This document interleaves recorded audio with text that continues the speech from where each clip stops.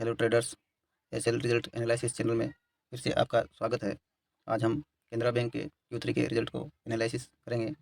Channel को first time देख रहे हैं तो चैनल को सब्सक्राइब जरूर करें।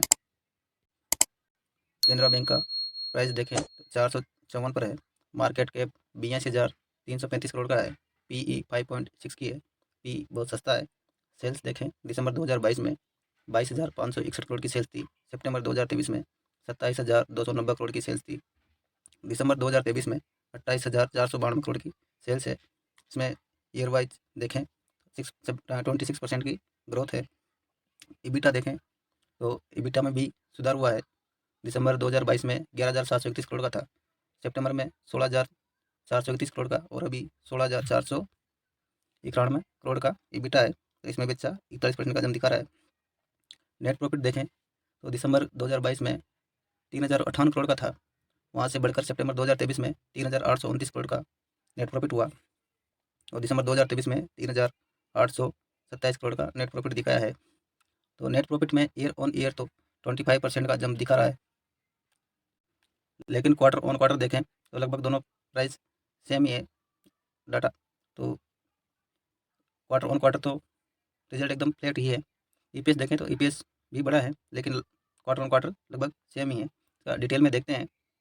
बात करें इसके पेयर्स की तो स्टेट बैंक ऑफ इंडिया 8 की पी पर ट्रेड करता है। बैंक ऑफ बड़ौदा 6.42 की पी पर ट्रेड करता है। पंजाब नेशनल बैंक 19 की पी पर ट्रेड करता है।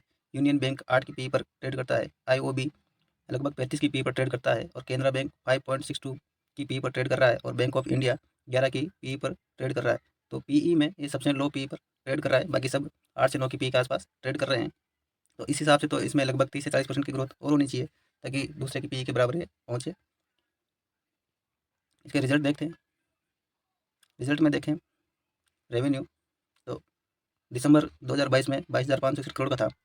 सितंबर में 27,290 करोड़ का और दिसंबर 2023 में 28,492 करोड़ का रेवेन्यू कंपनी ने कमाया है। रेवेन्यू में लगातार बढ़ोतरी देखी जा रही है। पिछले 7-8 क्वार्टर से अपन देखें तो लगातार रेवेन्यू बढ़ रहा है। इंटरेस्ट देखें, दिसंबर 2022 में 13,622 करोड़ का इंटरेस्ट बैंक ने कमाया था। सितंबर में 17,934 करोड़ का इंटरेस्ट बैंक ने कमाया और अभी दिसंबर का लेटेस्ट 18,420 करोड़ बैंक ने कमाया है। तो इसमें भी लगभग 700 करोड़ के आसपास क्वार्टर ऑन क्वार्टर भी लगभग 700 करोड़ का एक्स्ट्रा इंटरेस्ट कंपनी ने जनरेट किया है।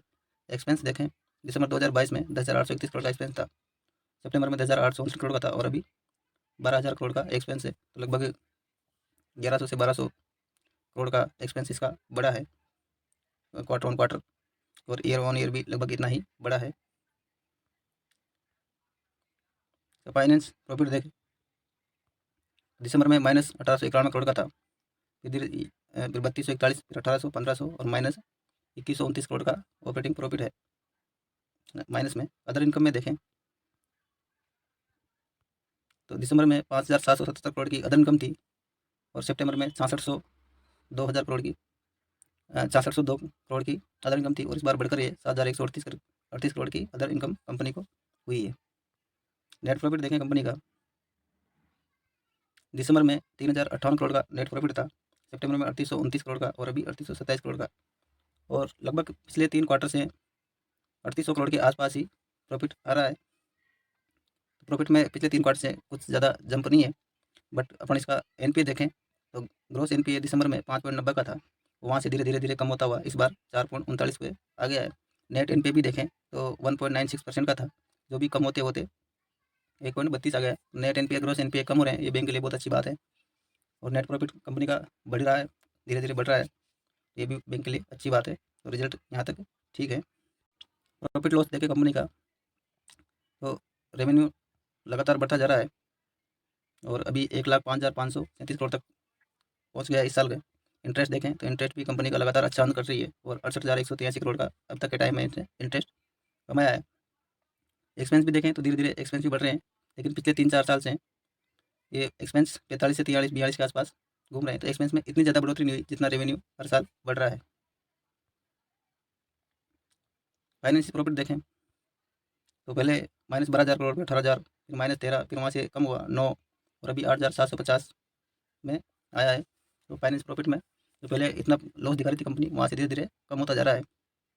अदर इनकम देखें तो अदर इनकम लगातार बढ़ती जा रही है। बैंक लोन पे काम करती है लोन देती है तो इनकम उसी से इनकम होती है बैंक को ज़्यादा। तो यहाँ से अदर इनकम लगातार बढ़ती जा रही है। नेट प्रॉफिट देखें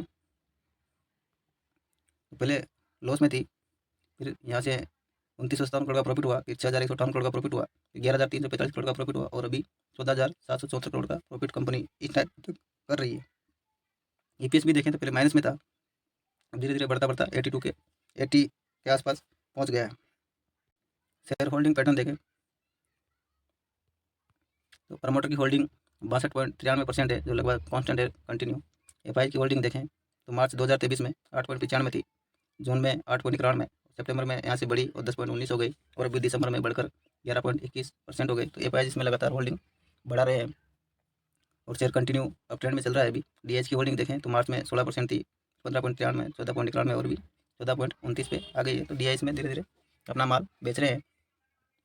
पब्लिक की होल्डिंग देखें, पब्लिक की होल्डिंग भी यहाँ से बढ़ी और इस क्वार्टर में थोड़ी सी कम हुई है, पर इतना ज़्यादा डिफरेंस इसमें नहीं है। जिस हिसाब से एफआई बढ़ा रहे हैं, एफआई ने लगभग 1% से भी ज़्यादा माल इसमें बढ़ाया है और डीआई ने आधा परसेंट के लगभग कम किया है, जो उतनी ही, और पब्लिक ने भी आधा परसेंट कम किया है। तो एफआई डीआई ने जो माल बेचा वो एफआई ने डीआई ने और पब्लिक ने जो माल बेचा है वो एफआई ने उठाया। तो माल बड़े प्लेयर्स के हाथ में ही गया है। अब इसका आप चार्ट देखेंगे, शेयर का चार्ट देखें तो मार्च 2023 में ये 280 के आसपास था और वहाँ से इसने चलना स्टार्ट किया।